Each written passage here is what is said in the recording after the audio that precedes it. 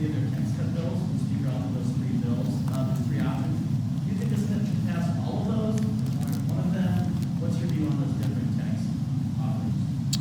Yeah, so I think there's a couple of them. Two of them are fairly similar, but so they should pass one of those, and it's really just a path to zero. So I think that's what the House wants to get Oklahoma back on a path to zero.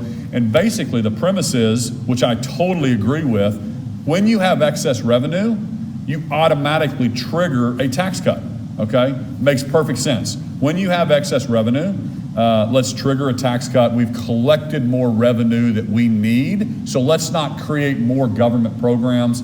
Let's give that back to the taxpayers, which in turn doesn't disappear. That's what people don't understand. The money does not disappear. The money just stays in your pockets and not the government's pockets to use and spend how you think is important for your families. And that actually spends in the economy and will actually turn into more revenue for the state. So you're business friendly. So we're going to be encouraging business growth. McCall's bill has, I think, a path to zero on the corporate side of income tax.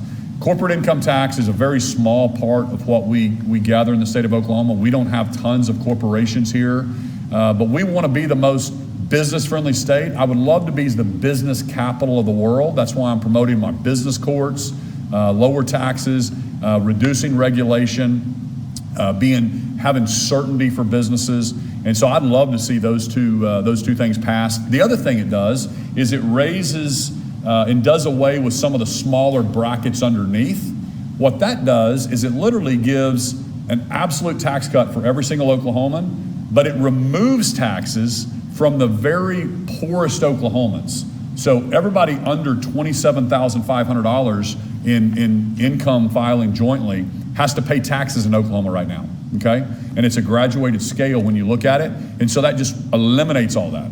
And so it's a great tax cut for working families, working folks on the lower income bracket, which you know me on the grocery tax. That's why I love that. It was a regressive tax, and I'd love to get those across the finish line.